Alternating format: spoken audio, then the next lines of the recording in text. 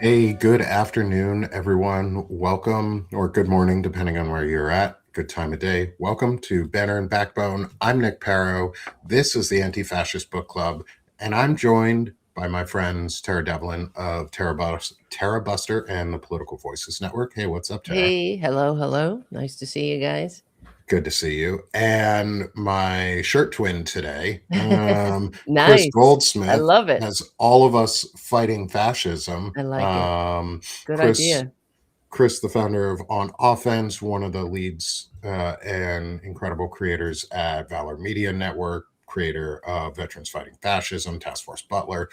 List goes on and on and on with Kris of incredible things that he's done. I've now met his best friend. Stop. I've now met his best friend too, so he's Oh. screwed. Now I've got the inside scoop from his friend, and all in the good ways. So what's up, Kris? How are you today, man? How's it going, man? Good. So welcome, y'all. It's Friday, which means we're back for the Anti-Fascist Book Club, where we are continuing our series, or book 4, episode 3, I believe this is, of To Catch a Fascist by Christopher Matthias.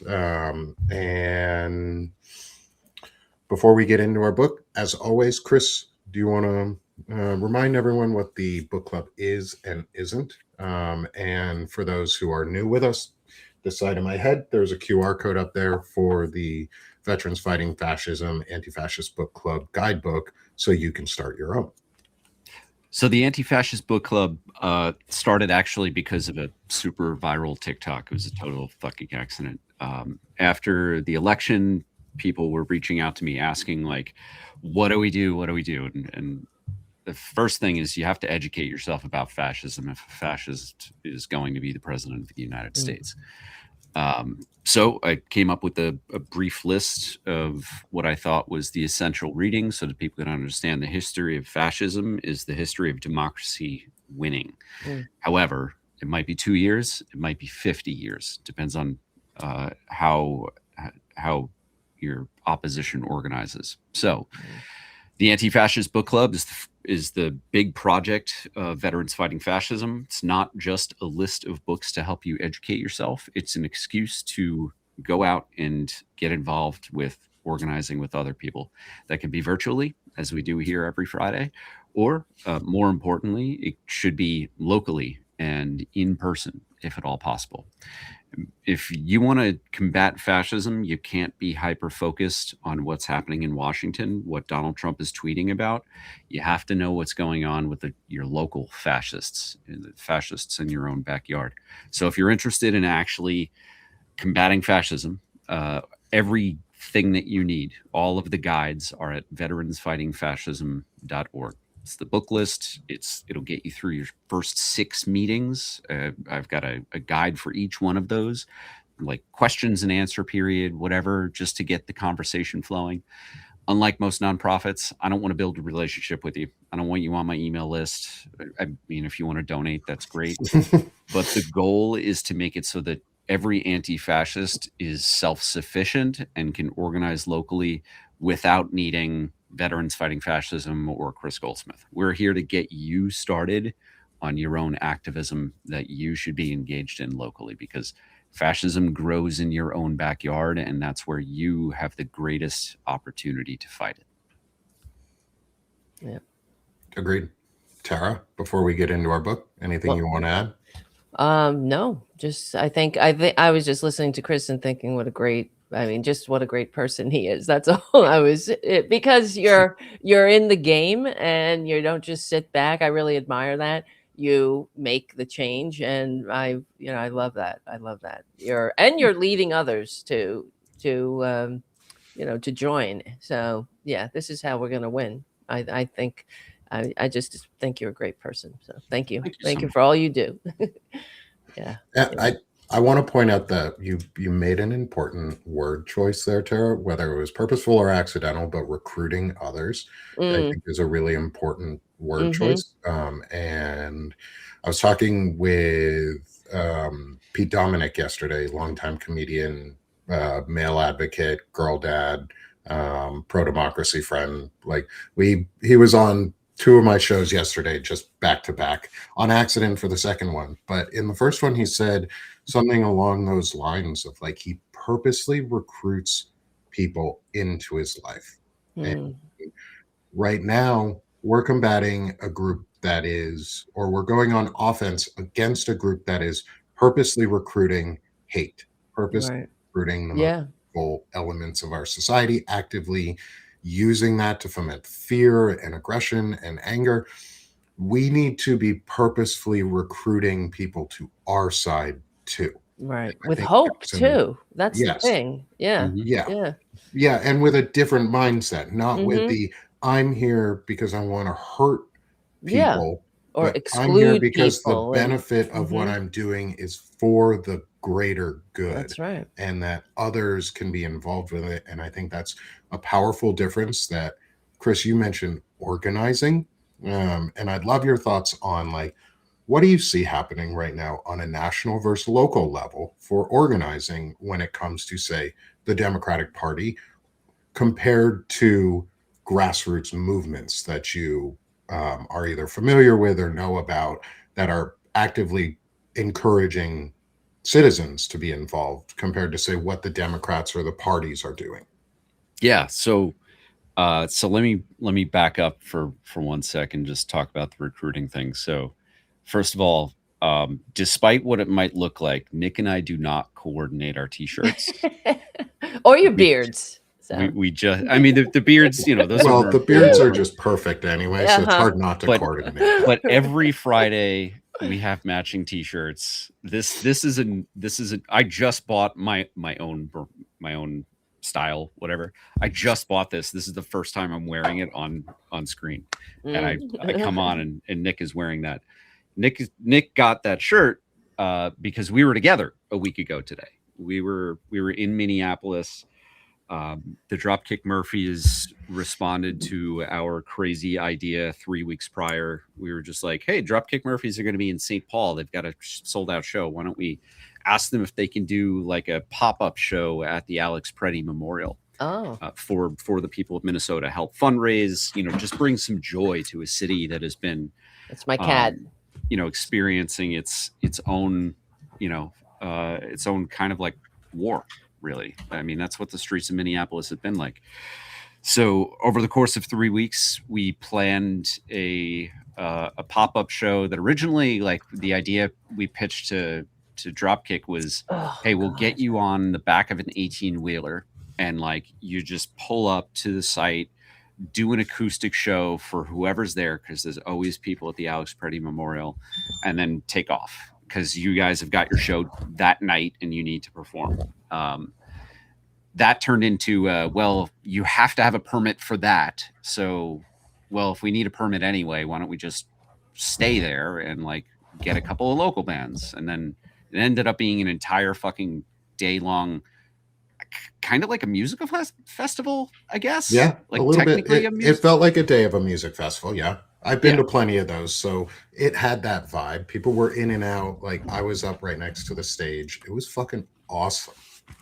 Yeah, like no barriers, just open to the street. Like people could just come and go as they pleased. It was really fucking awesome. So, talking about what communities there's a very long way to answer your question about like what local communities are doing. Minneapolis is a place where I think every American who has the means to do it should make plans to take a vacation to go there for a weekend or for a week if you can. Just visit Minneapolis. They need the business. They need the attention. They need people to understand that ICE is still present. There, yes, has been a little bit of a drawdown, but now they're going into the suburbs. They're going into rural communities where there's less resistance.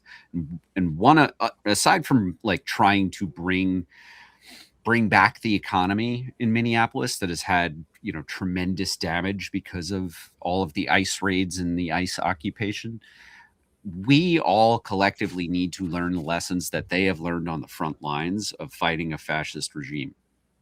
Because ICE is a fraction of the size that it will be in 2 years. Like, it takes time to staff up, though training is abbreviated. Like, it does take time for the organization to grow. As the organization grows, it will be deployed, as it was in Minneapolis, to many other places in the United States. So talking about like making self-sufficient anti-fascist activists, one of the ways that you can learn how to fight fascism is go and meet some Minnesotans who've been doing it in the most literal sense, physical sense, for months now, and just go to the Alex Preddy Memorial. Wow. We were hosted by the Black Forest Inn right across the street. Glam Girls Donuts, which I think is good girl, is where good donuts too. Amazing. I think that window was where someone, like, the first video of I think it was the Alex cross Preddy's street view. Yeah. So go there, visit those businesses, talk to the people who are just hanging out there. Nick and I were there for days, and there was not a minute where there were not people manning the memorial, keeping candles lit in the rain all day.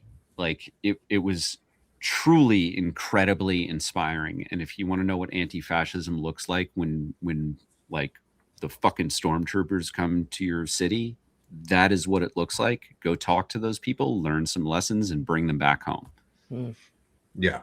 And I want, adding on to what you were talking about, like, while I was there, I got to talk to folks. I got to really be really up close to the people, especially the band Brass Solidarity. So at the end of the evening, a brass band, large band sort of group called Brass Solidarity, super soulful, super just energizing community group, came out and they closed the show. And then they stayed for an extra hour after the event ended just to give their friends and neighbors a party, like something to dance for and enjoy.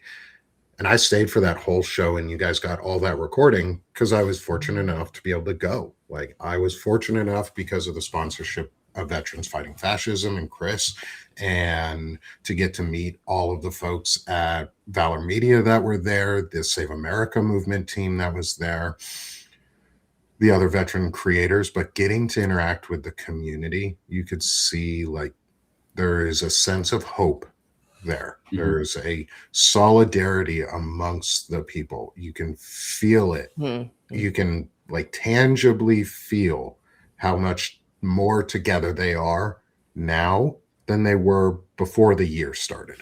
And I've never been to Minneapolis before, but you can tangibly feel how together they are. At the same time, there's a simmering hate, and anger right below the surface. And they're not using it to fuel violence. They're using it to fuel community. They're using it to fuel memorials, to fuel mutual aid for each other, rent funds, support systems. That's what they're doing. That's what we should be, one of the main lessons we should be able to learn off of from them is that community. But also, when you're inside it, like Brass Solidarity, that's part of it too. The music, the creativity, the getting to be a part of that connection and feel and community experience. And they had us singing with them. At the end, they had people participating. There were walks of life from every walk of life there. We had some incredible veteran community members speak. I don't remember his name, but the speaker before the Murphys came on, the community kitchen owner, Kris, do you remember his name? The veteran who spoke for a little while. I was inside doing interviews during that, so I didn't get to see. Oh, okay. It was one of the videos I posted. It was the guy in the blue jacket. I don't remember his name, but he's a community member. He has his kitchen open. Like, he owns a restaurant in the community, and he has it open to those around. And he's looking to, at this point, it sounded like, run for an office. And I got to talk to him afterwards and just hang out with him for a little bit. And I was like, dude, whatever it is that real politicians have where they can spark joy and togetherness, you've got it. Like whatever office you run for, you better be fucking running, dude. Like I think we've I got you. saw your video of that Yeah, guy. you This saw it on big TikTok. tall dude. Yeah, Yeah, the black gentleman with the tight curled hair and pulled in the ponytail. Yep, I met him.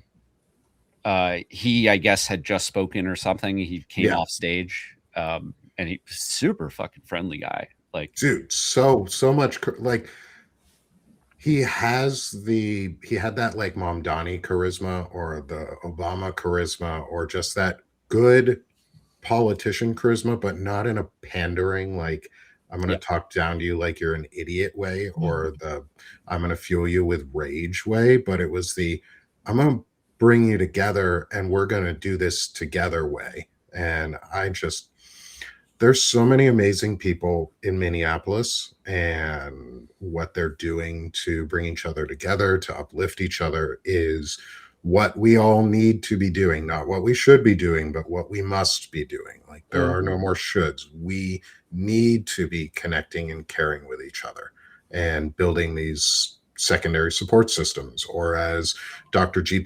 Patterson says, Doc G says, you can find them on Substack here, Doc G, is the daisy chain. Like the daisy chain of building solidarity communities and movements together, because we are fighting back against groups that are organizing in those same fashions, just on the other end of the ideological spectrum. They're building their own parallel system to place over the Constitution. We are building one to reinforce and reclaim the Constitution. And I think there's a big difference, at least for me, there. But we should probably tie this all back into the book that we're reading, because we are reading a book, though we could have an incredible conversation, I think, just on what happened in Minneapolis and like what Kris and I experienced. So I'm probably going to just invite Kris on to have a conversation about that, sort of like a debrief of like, what happened? What'd you experience? How did it go? What did we all learn? You're going to be seeing a lot of the veteran creators that I met coming onto my shows here soon. I've invited pretty much all of them at this point. And who I haven't yet, I'm going to extend invites to come on actually the Intelligent Masculinity series on Sick of the Shit Publications, men and women, because there's unique perspectives that we need from moms, from women who've experienced men in the world, and men. And so, but that all sort of wraps into Catch Fascist, because we're fighting back against movements that are really well organized. And Kris is our resident Nazi hunter, or was, still is probably.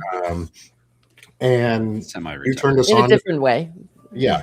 And I want to get your thoughts on, as we're continuing, we're still roughly in the middle of the book right now, early mid book, wherever you really find some powerful points that you've pulled out. But one of the things you said, Kris, before we even got started on this book was, this is the book I wish I had or had been able to write or put my thoughts down to say years ago. And I'd love your like full-throated expression of why, as we read through this.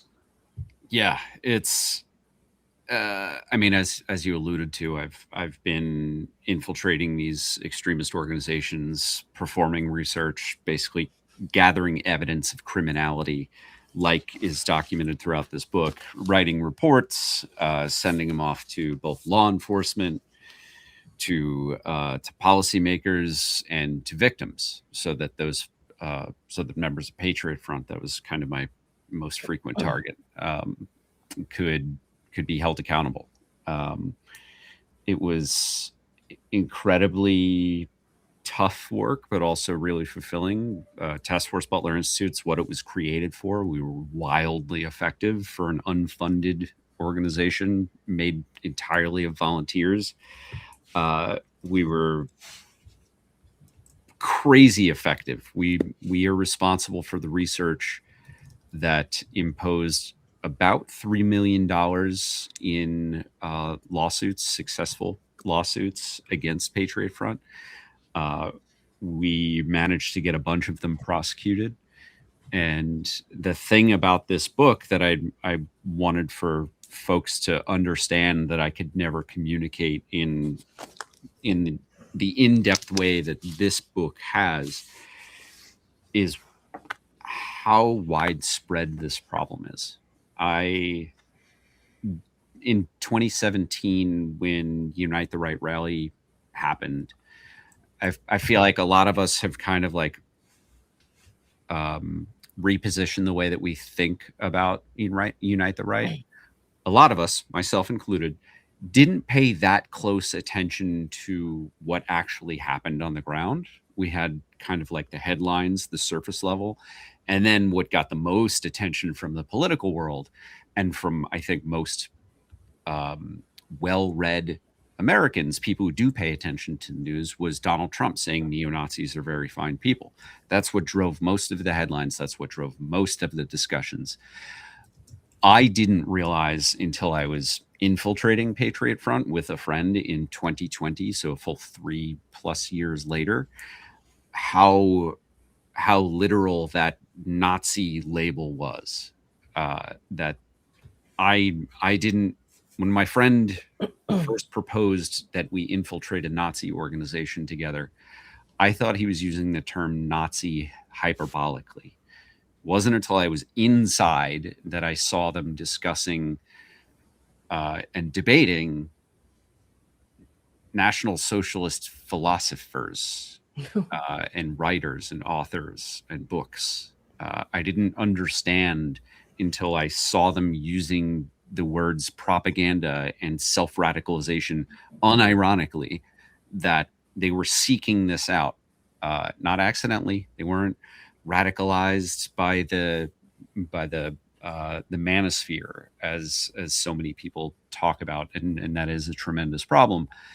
These people were far worse than what most people think of as extremists and as like misogynists and part of the manosphere. Like, these people, their goal was genocide. Their goal is genocide. This organization still exists basically in the same strength, form, and function that it did when the infiltrator, who this book is written about, was doing his work. So we still have a lot of work left to do. And I hope that when people read this book, they understand the severity of the threat, and more people get involved in fighting fascism in their own backyard, in the most literal sense of the word, finding these punks, imposing legal, social, and economic costs on them, and making them feel the pain. Because we can't just be nice. We can't just hold hands and do the kumbaya shit. We have to hurt these people in every legal way possible. We have to impose serious costs, serious disincentives in order to get them to stop doing this shit. And this is not a belief system. This is a way of life. It is not a belief that Jewish people or people of color, need to go away. This is the hate that fuels people like Stephen Miller, which turns into federal policy, which turns into billions and billions of dollars of our taxpayer dollars being spent to hurt millions and millions of good people. Yep. Yes. Yeah. I mean, we're building concentration camps in the US and DHS is buying up warehouses and converting them. And like you said, that takes time. And training and property purchasing and building out a network of cameras within the nation and getting the permits to make sure that they can build those initially, and then having all the data acquisition systems and the profiling and predictive policing systems that they're putting online, like Project Gotham and Maven and all of the Palantir related programs that are intertwining with DHS and flock safety. Yes, it takes time. It takes time for this movement to coalesce into its like hyper oppression state, because we're not at the coalesce into they're getting their shit together, where we are coalescing to get our shit together. They are coalescing to implement the final stages of their 40-year plan, because this plan, has someone said it in the chat, this goes back to McVeigh. Well, I would actually say this goes back even further than McVeigh. This goes back to the Civil War. This is American tradition of white supremacy. This is not an old, it even goes back further. It goes back to the Mormons conquering the entire West and genociding the groups of natives across the country, or back to the Trail of Tears and us genociding the entire native populations on this country. We need to stop limiting ourselves to the idea that this is a modern movement in America. This is a 250-year-old American movement that needs to be quashed. And so we are fighting against the ends. They are together. We are still pretty disorganized right now, to be frank. Like, there's no national unity among Democrats. There's no national unity among another alternative party that could replace the Democrats or replace both the Republicans and the Democrats in a positive way. And we need to get on that. Like, we need to actually be on that. Can I say something? Yeah. No, I'm right just. in. I'm sorry. Everything that you guys are talking about. So, in the book, there's a chapter called "The Brief History" or "A Brief History of Punching Nazis," and what you were mentioning about the Unite the Right rally and Trump with the both sides and all this movement, this fascist movement, has been allowed to grow in the soil of liberal tolerance, frankly. And there's that myth of tolerance that we should really, I think, talk about, that, we are a shining, whatever, beacon of, supposedly, right, of free speech, where everyone gets a seat at the table.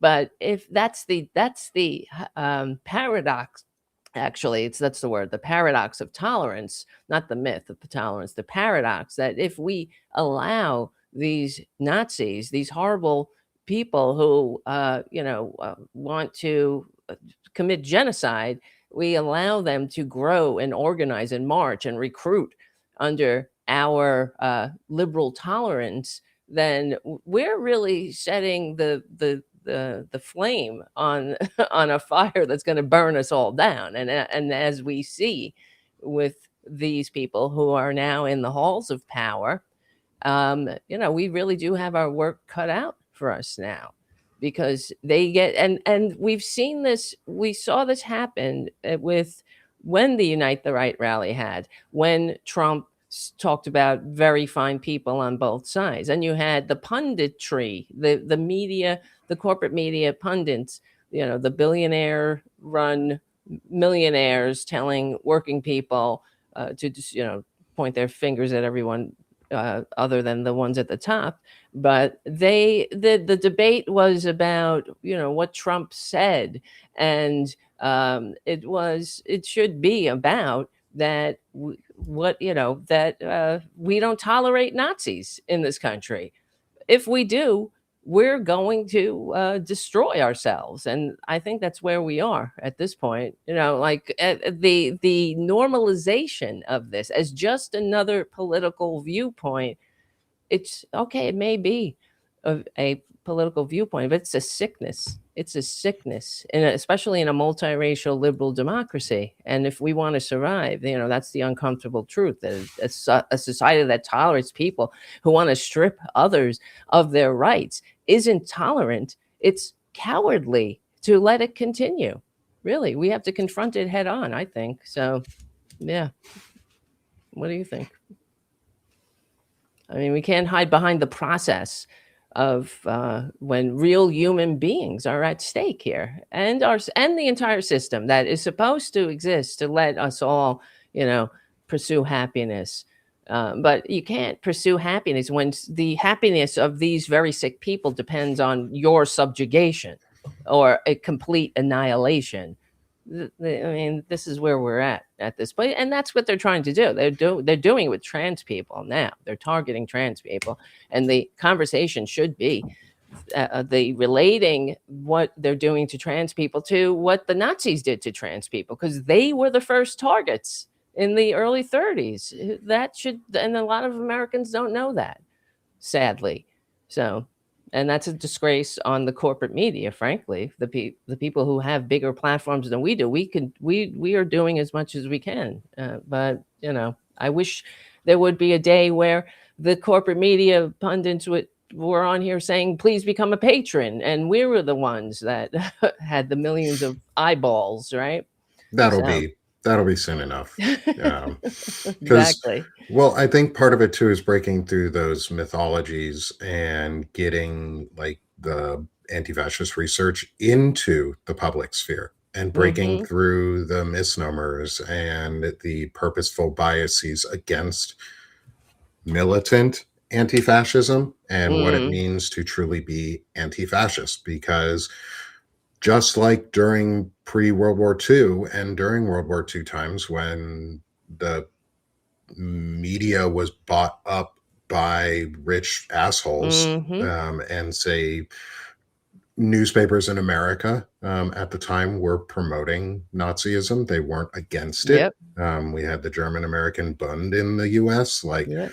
Yep. Yep. we had a partnership unofficially because citizens decided they wanted to do that. And there was the Madison Square Garden rally. There Yep. were other types of Unite the Right rallies that didn't always, they did get the significance now that they do, or after they happen, there was significance to them. But now we're living through those types of events again.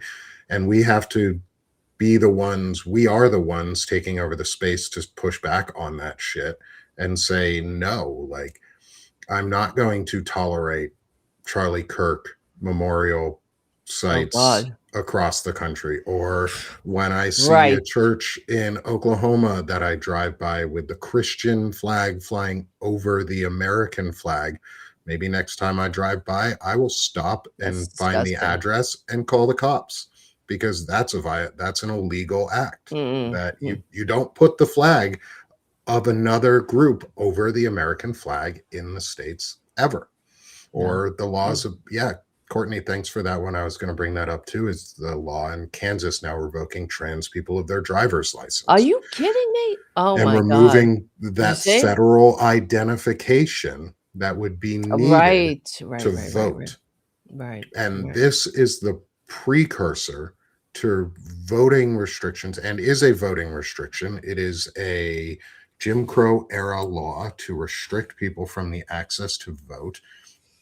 These assholes are fucking organized. They've been doing this forever. And Kris, you mentioned how pervasive it is. Now that we're at a point where it's becoming less socially unacceptable Right. to That's it. be a Nazi, which is a Yep. fucking problem. It's a problem. I have to say that A sentence. big one. How do we continue to impose the types of costs necessary to stop further recruitment on their side and promote recruitment for pro-democracy initiatives or pro-human initiatives on our side? So that was a perfect segue. I swear we don't plan any of this. I'm here for you, dude.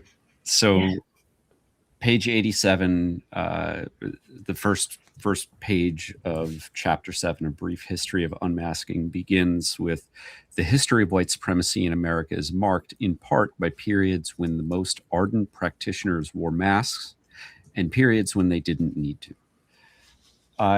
When I interviewed Chris Mathias, I brought this up during the interview and asked him, are we entering a period where the masks no longer matter? And his answer was kind of like, yeah, maybe. And it was in the context of ICE. So many of us have been advocating for ICE to abide by the norms and laws. of law enforcement in this country, which is we do not have a secret police force. We do not have a police force that goes around with masks without any identification, no badge numbers, no name tapes, or anything like that.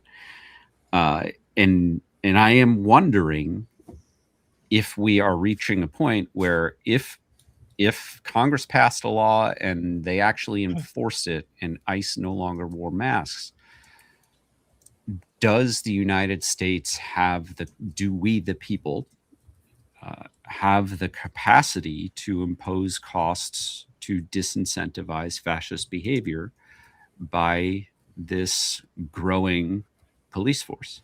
They have the largest, they have one of the largest budgets as far as military forces in the world go. They have a budget that is now larger than the United States Marine Corps, which, by the way, has ships and has aircraft. Like it's not just human beings. They have very, very, very expensive equipment and bases all around the world, right? I think that we could be entering an era when, if ICE is unmasked, those ICE agents might still feel invulnerable, not just to the law, but to social consequences. And they certainly feel immune to federal law. The Vice President of the United States has said it explicitly that they have absolute immunity, which, while that is not the law, the fact is that Donald Trump holds the power to pardon anybody for anything, for any federal crime.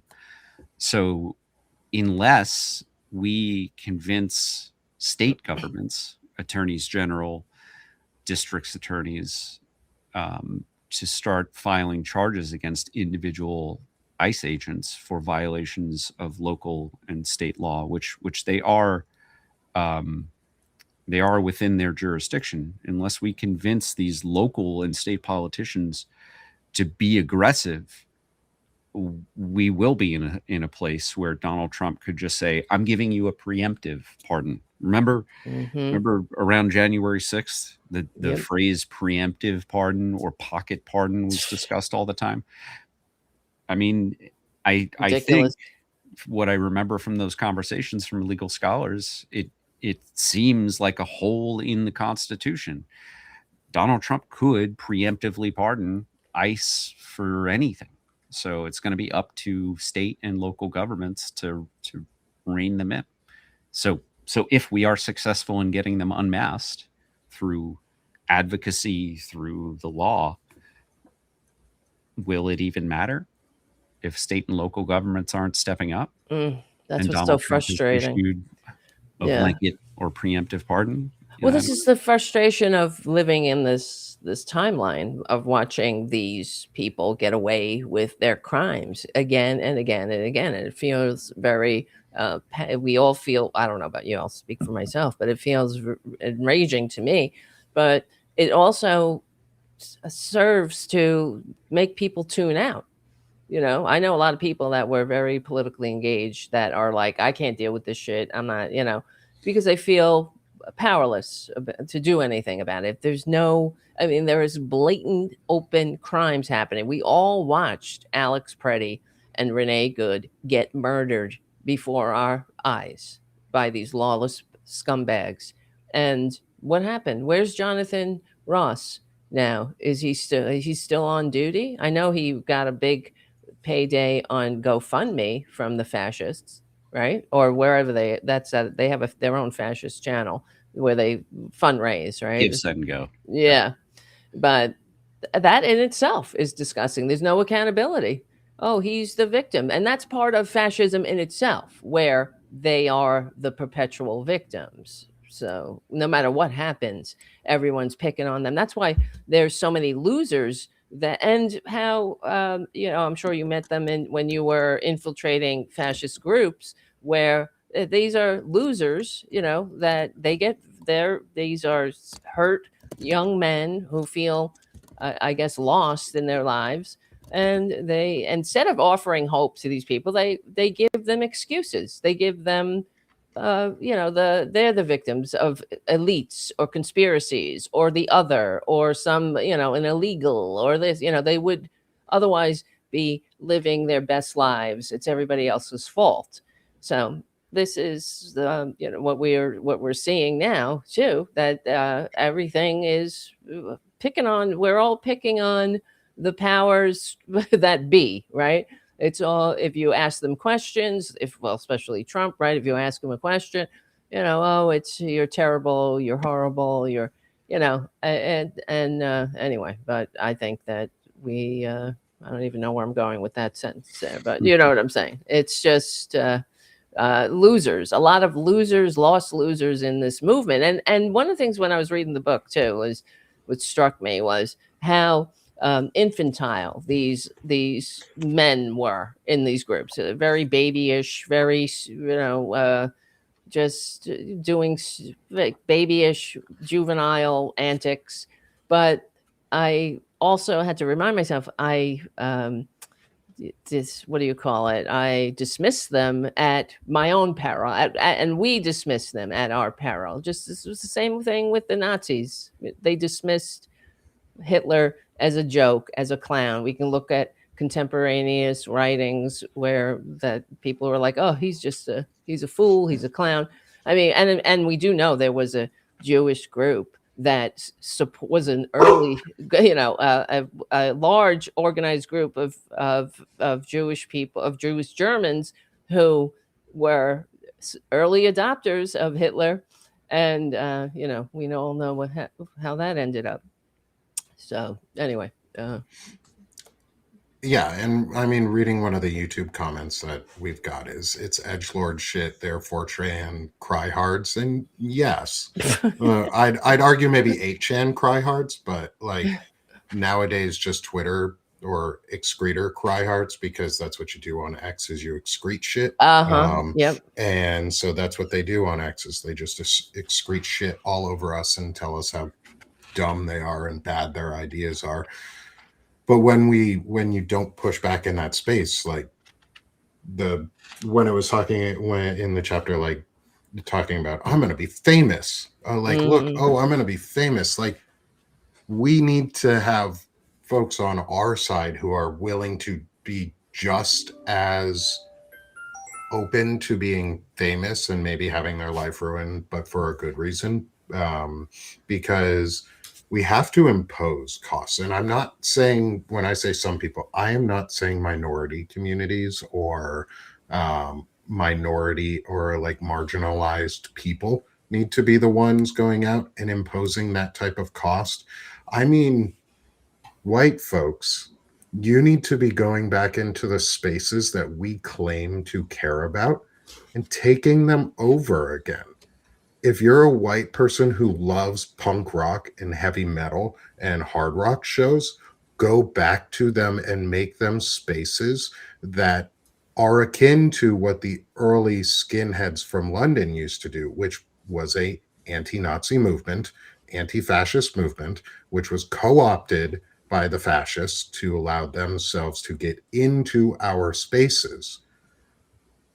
It's okay to reclaim those types of movements and push them out of the space, because if we don't push them out of the cultural spaces, they further embed themselves until it becomes the identity of the space. Like, we have to impose the cost of go to a punk rock show and you're going to get pushed out of the fucking concert. You're not going to be welcome there. Whatever that looks like to remove you, that's not my doing. I'm just saying there needs to be a true social cost that we organized impose. If it's masks off isn't a problem for them, then they at least need to be removed from the spaces they find fun and make sure they're known to not be welcome, because we can still claim those spaces. Yeah. And we can still take them back. Well, and for the part-time Nazis, the ones who are members of clubs and not, working for the federal government under promise of absolute immunity, there's guys like Tyler Washington, who was revealed as James Julius Johnson. This is page 103 in the chapter Patriot Fail. He was an HVAC technician making $80,000 a year, but he was also a member of a union. Oh, so interesting. A lot of these guys are very frequently benefiting from, of course, yep. From, liberal or progressive aligned privileges. Being a member of a union is a privilege, and this guy was betraying his sisters and brothers in his union by being a part-time Nazi. So disgusting, right? I mean, how do they do that though? How do they think that if God forbid fascism completely takes over the country, that their union's not going to be dissolved, just like what happened in Nazi Germany? These the Republicans all the time. I'll get messages from right wingers, and they'll say, "Oh, liberals are they're fascists," or whatever. And clearly, you don't have a grasp of history, much less reality. But the Hitler was, you could go into Hitler's speeches and pull out, very pro-union, pro-labor statements, and then they would point to that. Oh, look, he thought this, he thought that, and that's just exactly what Trump does and says. That's why when people are upset or they're saying, "Oh, he betrayed us," and because he didn't run on this, you gotta really kind of take a look in the mirror, because he's a con man. He'll say whatever he thinks is you want to hear, and this is the nature of the authoritarian, who will just wants, power. So yeah, and I pulled this comment up from the YouTube feed and chat. I wish I could pull up our comments from Substack chat too. So Restream, come on, fix that. That would be nice. I know Substack probably doesn't want to do that, but it would be sweet if y'all could. But this one's important. I think this ties into what a really, really, really tightly into some things that I've talked about before on other shows too, is if you're in a company and in a place of privilege within your company that can affect policy change and policy direction and company direction, fucking use it. Threaten to take your stock out. Threaten to buy all your stock. Threaten to or sell all your stock out. Threaten to take your 401ks out.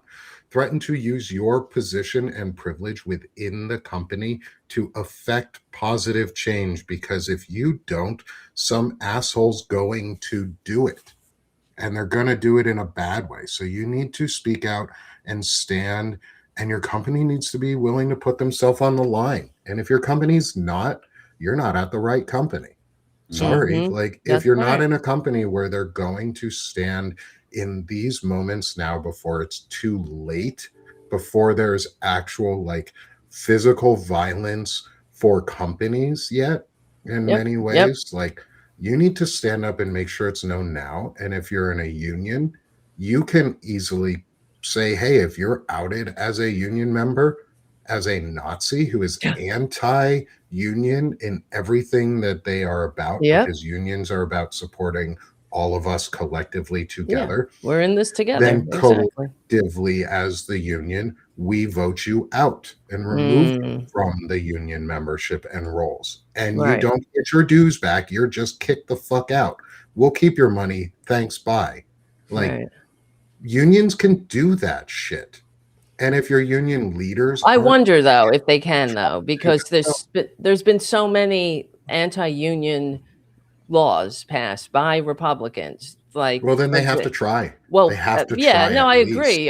They should go to court and all that and take it to court. But for example, you as I'm not sure what the case is, or what it is now, what the law specifically is. But that Republicans have been dismantling unions, especially when Trader Trump got back into office. One of the first things he did was stop he signed an executive order against collective bargaining for federal workers. And, so there, and one of the things that they did was they made it so if you are a member of a union, if you're working in a union shop, you don't have to pay dues and the union still has to represent you. So That's who they are. They do whatever they can to destroy the liberal democracy and destroy, because capitalism, because fascism is the breeding ground is end stage capitalism. So they want the working class on the balls of their ass. So then you look to these authoritarian leaders, so called, to save you from the scary world.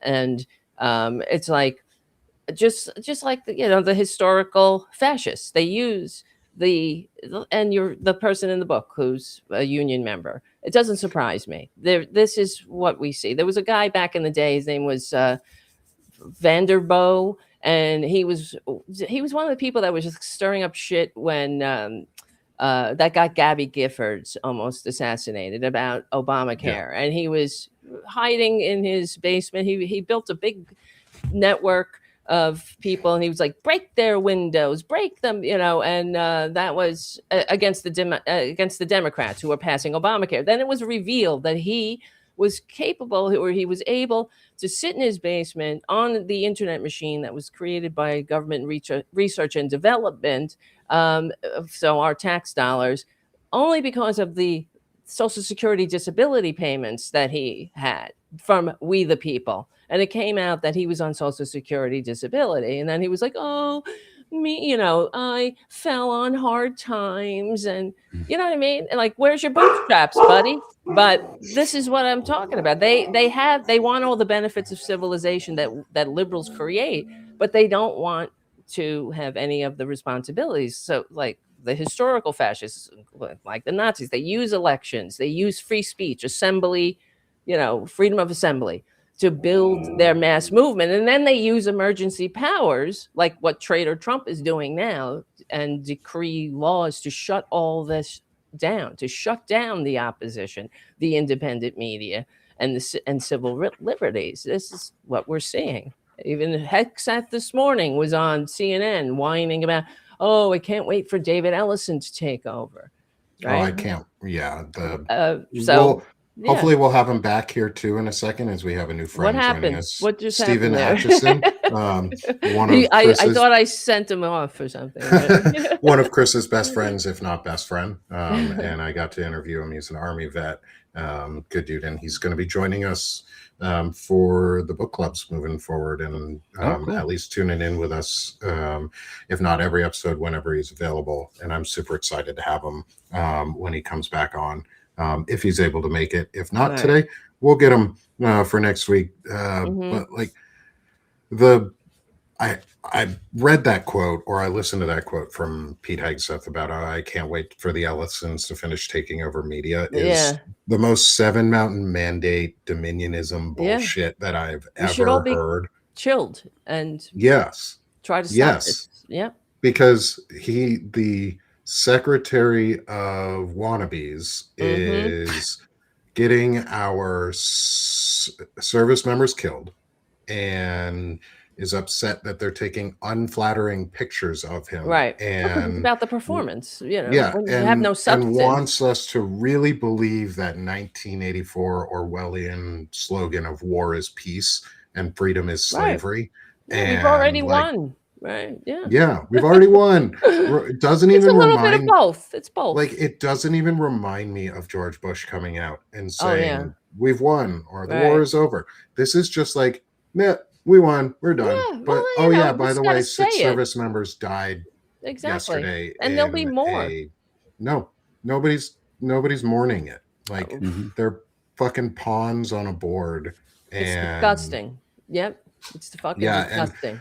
So one of the questions I have towards the end here for all of us as we continue forward in our book, and we'll be back next week again for more on To Catch Fascist, is it's another idea or reference from 1984, but also from what we've read previously in some of our other books around on tyranny and stuff, is the idea of moving the best into a war outside the country, so that the only thing that's left are the nationalists and those that hate the most, who are willing to do and inflict the most damage within the nation.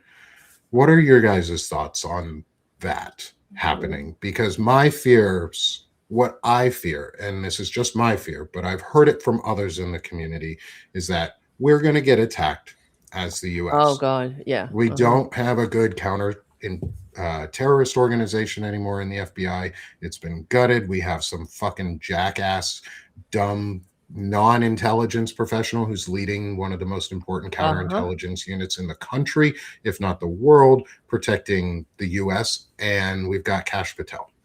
And you talk about that 22-year-old guy who was that asshole, the lawn delivery driver or whatever. I think he did like lawn care before. Whatever he used to do. He is not an intelligence professional. I'm more qualified than he is, and I've only gone through AIT and some interrogation training afterwards. Like, what do you guys think of like that being the true threat compared to, say, an Iranian threat? Because yes, Iran does have terrorist networks around the world, and I will not downplay the possibility that they could attack us through one of their sleeper cell networks.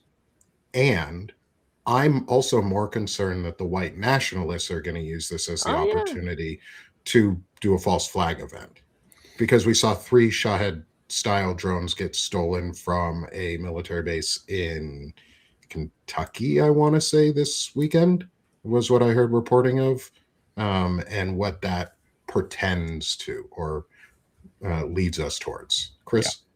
So I do have a hard stop in 2 minutes. And I'll pull up your QR code here while you're finishing out too. Thank you. We had 2 terrorist attacks happen yesterday here in the United States. Old Dominion, there was someone who was previously convicted of supporting ISIS, who killed an ROTC commander or teacher, and wounded 2 ROTC cadets. These are college students who are going to become part of the military. On the same day in Michigan, outside of Detroit, there was a synagogue that was attacked by a man whose 2 brothers were killed by Israel, I believe in Lebanon, in the past week. So we should all be expecting more of this. It is, I'm not saying it's just, I'm not saying it's justified. I'm saying it is likely. It is a rational response to attacks, an entity that is attacking you or people that you associate with or your family. Again, I'm not advocating on behalf of these terrorists. I'm just telling Americans that when we go to war, we should expect the other side to hit us back. It's war, as dominant as we are in the battle space, which is Pete Hegseth's like sole focus. We can't cover absolutely every shopping mall, movie theater, synagogue, church, everywhere in the United States. And we've got a tremendous portion of federal agents from the FBI who used to investigate terrorism, who are now sitting in Home Depot parking lots, taking notes and handing them to ICE, not because they want to, but because that is their job now. So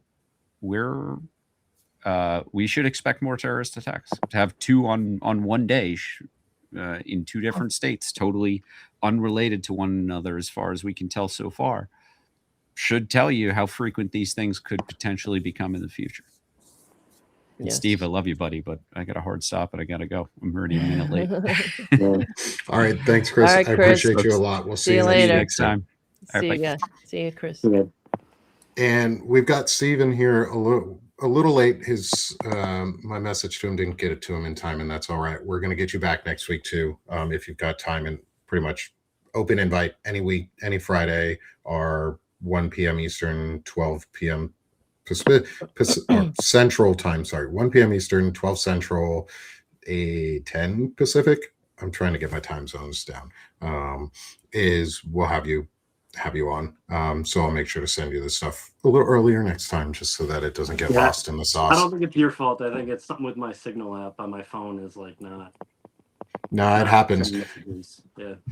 And I want to get your thoughts though before we jump over to Tara here. We're we're getting at the close end of the episode here, is what are your thoughts on this idea of, like, based on your readings from the book, from who you are, can you actually, before anything, you mind introducing yourself just a quick second to say who you are?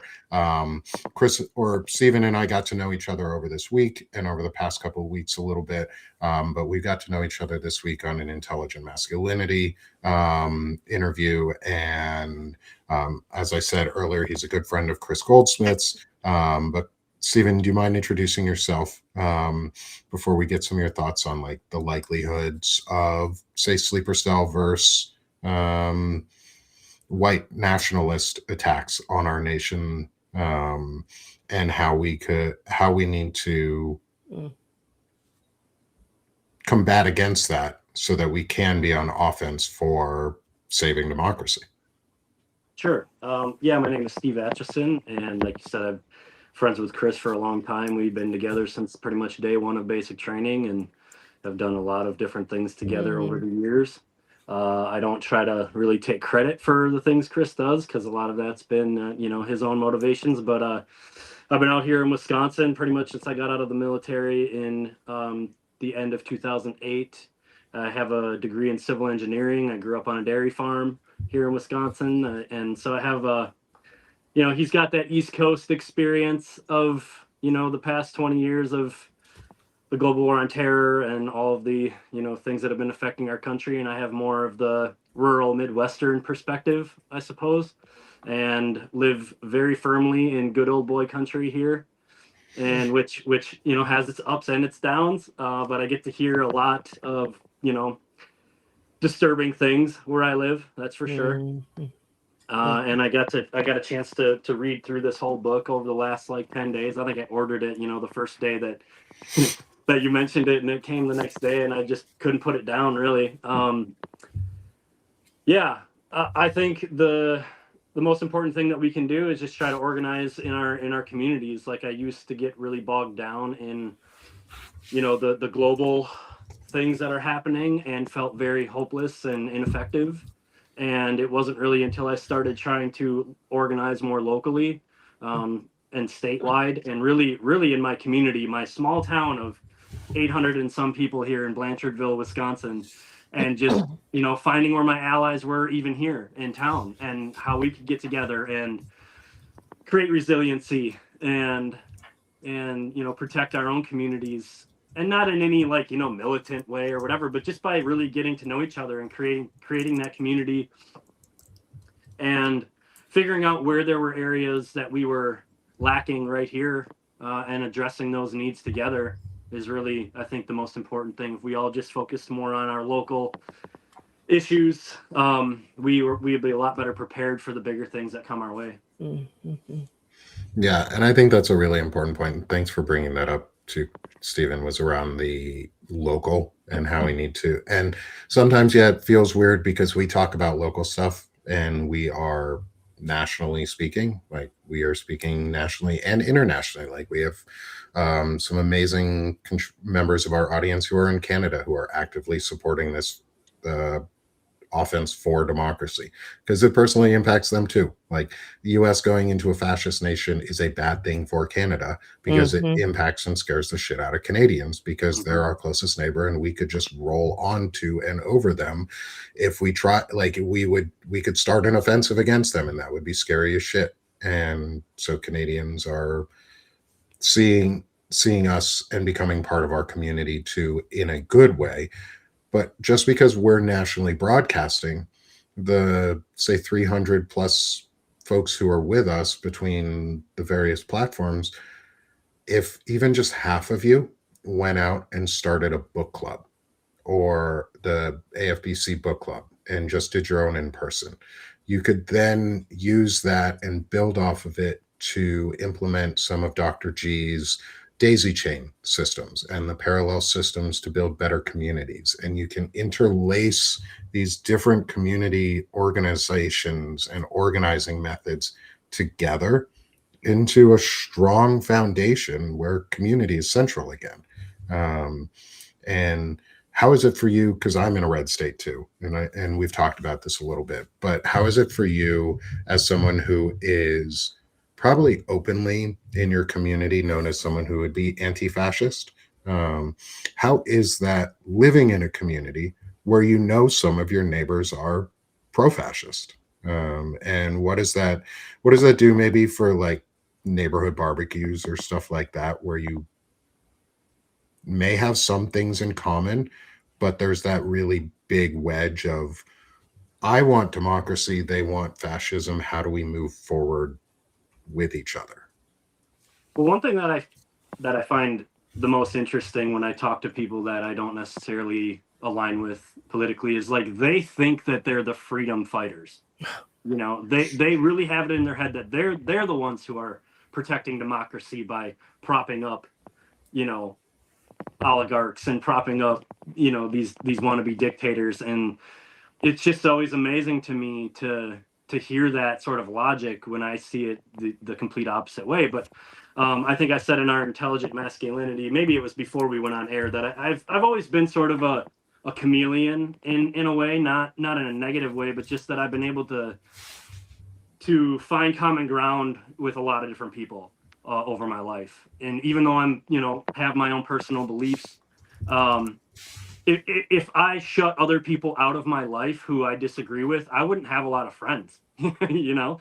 And so how are we gonna communicate our message with our neighbors and people in our community if we just like never talk to them? So I feel like moving to this community, I wasn't born and raised here, very small town, very close knit, very kind of, I don't want to say closed off, but you know, there's multiple generations of families that live here their whole lives and never leave. And so anytime that someone new comes here, there's a lot of like very standoffishness until you can break down those barriers. And so one thing that I did when I first moved here was did a lot of coaching of youth sports. And I felt like that was a great way to like put politics aside and just show people that, hey, here's a guy new to our community, but like clearly he cares about our kids. And so then it makes it like a lot easier to jump into those bigger conversations when you learn like, oh, I voted for Trump. Okay, like let's have a conversation about that. Right. And it's not this immediate like, oh, you're from Madison, which around here, Madison is like a swear word. You know, being from any liberal center can really just be like an instant wall put up. So yeah, I'm not sure what the question really even was. No, I think that was a great response to the question, and I feel I want to respond to some of the folks in the chat who have very, very good question on this. And Tara, I don't mind if you stay just a little bit late for a couple of moments. There is another interview going on that I do want to jump over to myself to be able to listen to, but I want to get this closing bit of our conversation out of the way. The question was like, how do you how exactly do I be friendly with someone actively voting for my death? Or that we're not asking everyone to be. I'm not asking you if you are in a place, especially if you are a woman or a minority or a marginalized community. I'm not asking you specifically to try and be friendly with these folks. I'm not asking, and I don't think Stephen is asking for everyone to always do it. But if you're in a position where you are privileged to be able to interact in these communities, and you can bear some of the emotional burden of disagreeing on that topic, like go participate in those communities. And when I say like, if you have that privilege, a lot of that means if you look kind of like Stephen or me, like if you're a male and white and you have the privilege of being able to walk into most spaces and not be questioned as an individual ever, my privilege means I get to then go and say, hey, what you're doing seems fucking stupid. Explain it to me. And my identity as a person is not going to be questioned by those folks.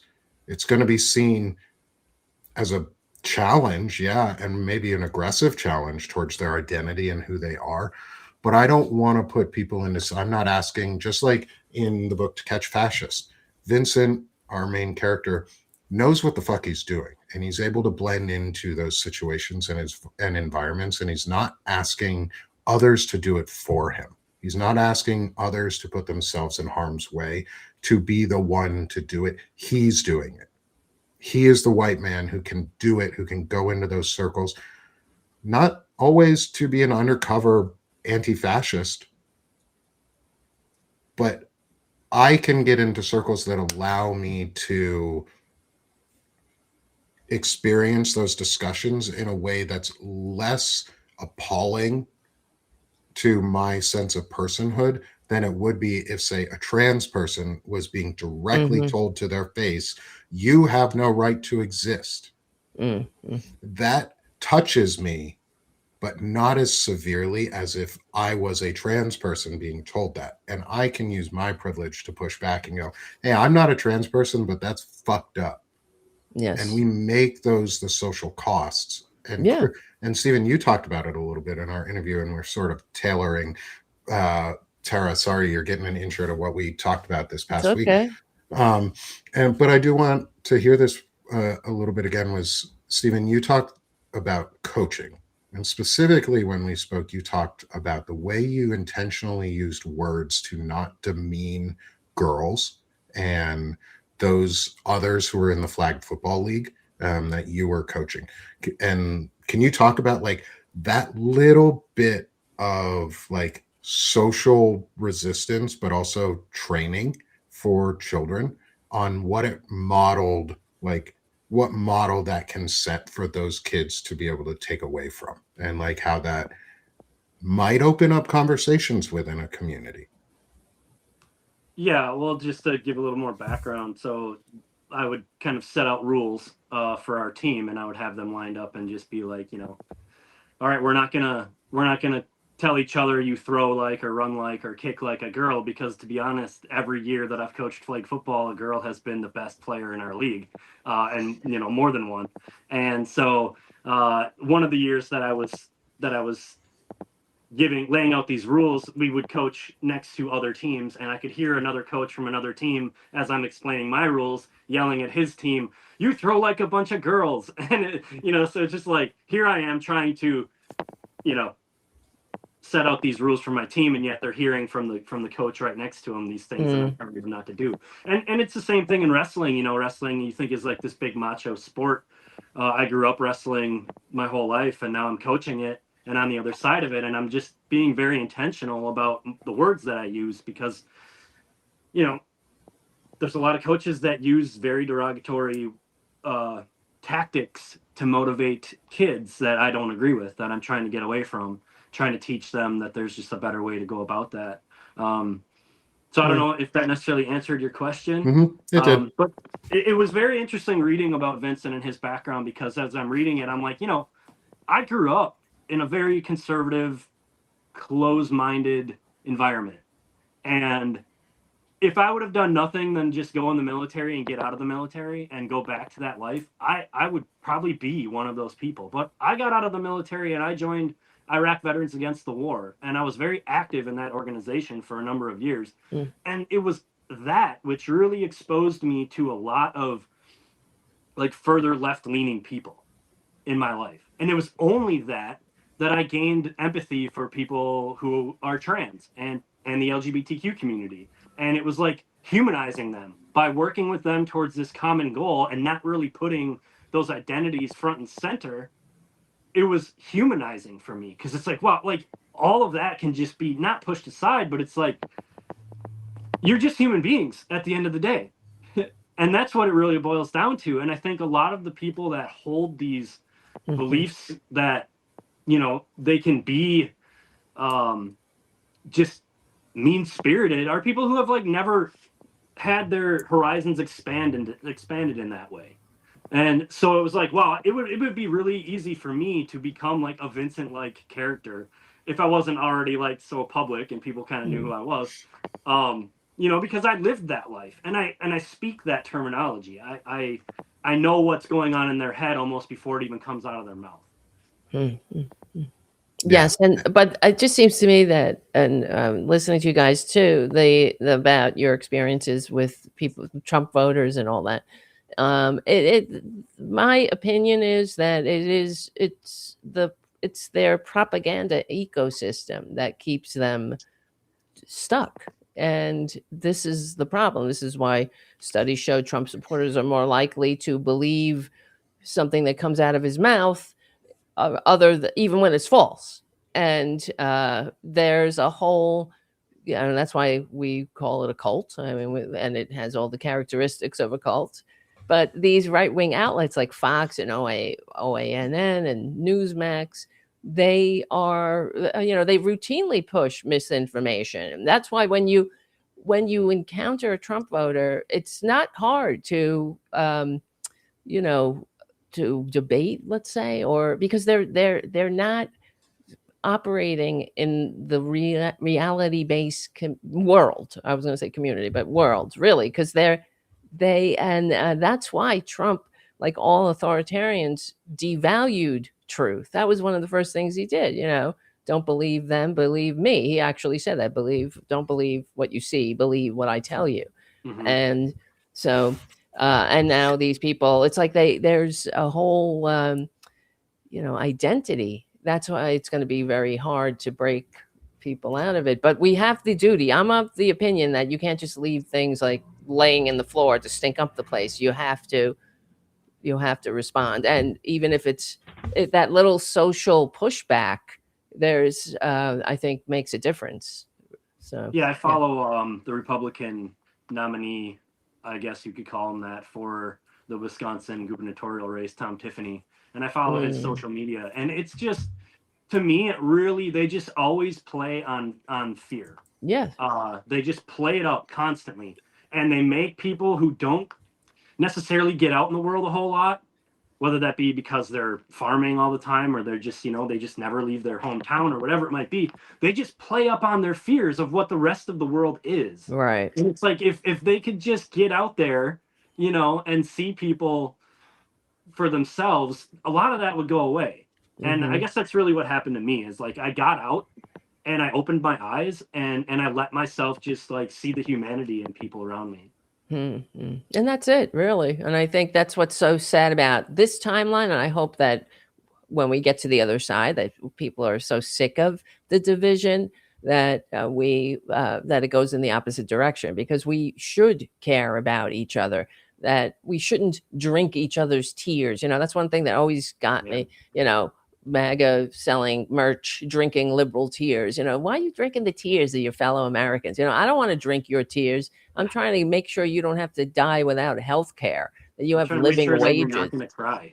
Right, yeah. Exactly. Yeah. I want I'm you trying to make your tears disappear so yes. that we're all fucking happier. Right. I gotta run and grab my charger real quick so that my phone doesn't die. Hold on. Yeah, no worries. Right. And once Stephen gets back, I've got a name I want to ask him about. Okay. But I gotta run at 2:30. Yeah. So, well, let me pop up your. Yeah. Why don't you just carry on with Stephen, and I'll. I'm going to carry on with Stephen just for a couple minutes here after, because I want to ask him a question around a candidate running in Wisconsin and thoughts, because I've had my friend Walter Ryan has interviewed Francesca Hong twice now, the gubernatorial candidate, and I wanted to get Stephen's thoughts on that and like that type of campaign and the she's pretty open about her thoughts on things that are going on, and I think that's pretty awesome. So Tara, let people know where they can support you and promote you, because one of the ways that we fight back and we build community and we get these messages out there is we support each other, we build each other's platforms up, because the rising tide lifts all ships, and the more we rise this tide together, the better. Yes. And because we are filling a void of voices, and Tara, you're one of the voices filling that void of nonsense. I try. And so how can people support you, Tara? How can people find your work? Yes, please. We'll scan that QR code there. And I have a show on Political Voices Network on Tuesdays and Thursdays. And on Friday night, we have our Friday night get together on the Tara Buster YouTube channel.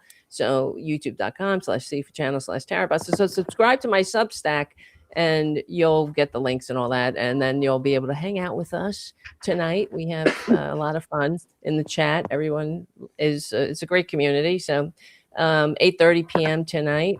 And yeah, if you can subscribe, you know, you can. I know you can do it. Just subscribe. You can do to it. the Substack. It's free. It's free to subscribe. Yeah, You can do it. yeah, exactly. So yeah, there you go. And we, Right. you know, we're unapologetic. It's unapologetic liberal talk. This is the liberal media, and we have to support each other. So I thank you for, you know, what you do to keep the show going and growing, and me motivated, because it does get much. So Yeah. thank you. No, I appreciate you, Tara. Thank Thanks you. for joining us every week too. And you will find Tara every week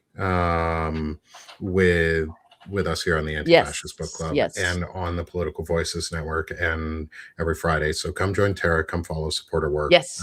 Thank you. And help keep getting her voice out there more.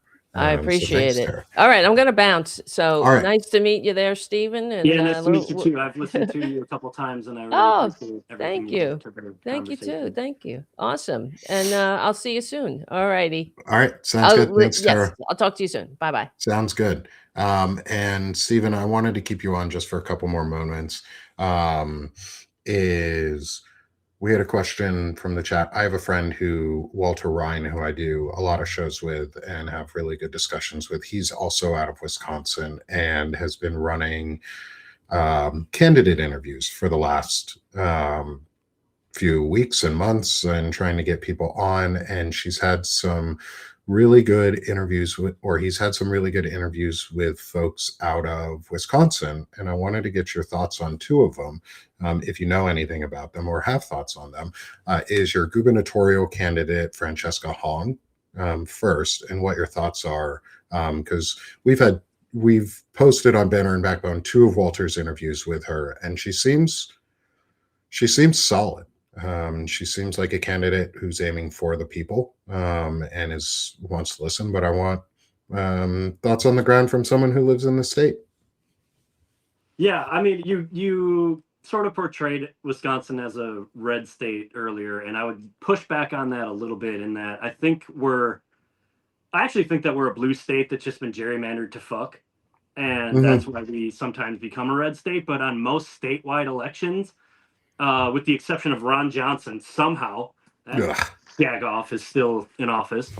Most statewide elections, we go blue. And I think, but as far as Francesca Hong, I mean, she's my favorite candidate. That's for sure. I mean, I think she's the only explicit democratic socialist on the ticket.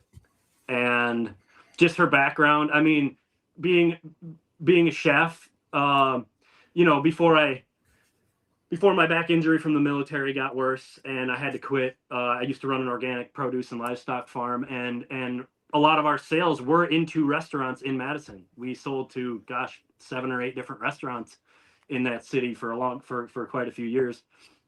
And so that really, you know, that connection alone right there was enough for me to be like, I know who this person is without even really meeting her. And just because all the chefs in Madison really have kind of a similar take in that food scene. But yeah, to follow her on her socials, I haven't met her in person yet. I would love to, but yeah, I share her stuff quite a bit. I think she's right on point. I think everything she talks about is what's needed for this state. From school funding to, I mean, one of the reasons I got into organic farming was seeing how terrible the school lunches were at my stepson's school when I would go and volunteer at his class, and I just like, what are they feeding these kids, you know? And it sort of spurred that farmer in me to like do something about it. And you know, so I definitely, she's my number one candidate on the Democratic side, I think, for sure. Awesome. That's good to hear. And I'll see if I can talk to Walter about if she's going to come on for another interview sometime, if we can get you involved in that. Yeah, that'd be great. Especially as someone who would be one of her constituents. Another one of her constituents. It's cool to have Walter doing all these interviews, especially for candidates out of Wisconsin where he is, so that he can help impact change in his local area. And that's really what this comes down to, is local impact and change in what you can do. And there was another candidate, and I don't know if she's your district area or not, but Emily Berge, Berge is her last name. And she's running for the one of the federal representative seats in Wisconsin. So I'm not exactly sure which district she's in, but she's another one who is on that vein of just for the people of the community. She's on city council, I believe it is, and she knows, like, she's in the system, she talks to people in the community, she's part of it. And it sounds like that's where your focus is that idea of local community organizing and gathering, and tying it as a closing, I guess, into our morning of the discussion around To Catch Fascist, and getting us to I guess end our show out a little bit, is what would you say that what do you see in, say, Francesca Hong that brings you hope for this type of local pushback that is needed to break through some of these larger or even more localized groups that have spawned out of things like Patriot Front and these white nationalist movements? Well, like I said earlier, what gives me hope are just her ideas for the state in terms of funding for our school systems. I think education is key, and we just really have taken I mean, ever since Act 10, really, ever since Republicans took control of our state legislature, in my opinion, we've been going backwards. I mean, I was in college when Act 10 was going on. I literally slept in our Capitol building, right underneath the second floor of the rotunda in the Veterans Memorial. Me and a few buddies hung out there. In fact, our banner made it onto the Stuart Colbert feature show. We kind of called them out and got brought some more publicity to what was going on there. But yeah, the original protests there, and ever since, we've just seen an erosion of public infrastructure in our state. And so I think just her thoughts on how to rebuild that. And I mean, we really just need better maps. We got some better maps more recently in Wisconsin, more fair maps, but we're still, I think, a long ways away from truly fair. I mean, we have some very, very unpopular people in positions of power in our state that it's just like, it doesn't matter what they do, they're picking their electorate. So we're never going to get rid of them. Luckily, the worst one, in my opinion, Robin Voss, just announced that he's going to be retiring. And I've had face-to-face meetings with him when I was running a veteran advocacy group. And he just would straight lie right to your face and like, thanks for paying for my meal, and just go on with his day, like not even batting an eye. So I was really glad to see that he's retiring, but who's going to replace him, could be even worse. So yeah. I think, the governor can't just shake a magic stick and have better maps, but we have more fair maps going into these elections than we've had before. And that gives me a little hope to maybe have some more turnover, turn this state from solidly red in our legislature to a bit more purple.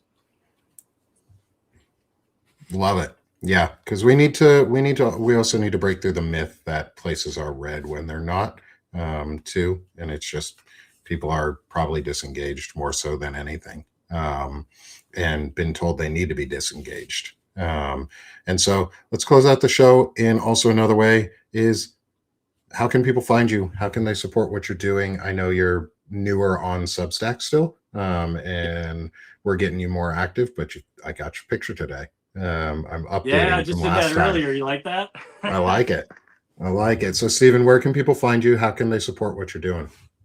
Mostly right now, just on my Facebook profile, and you can just search my name. And you'll be careful not to friend request my dad, who has the same name as I do. Make sure you're looking at Stephen Atchison. But yeah, I'm mostly on there. I'm getting a little bit more active on Substack, but still that's kind of slow moving.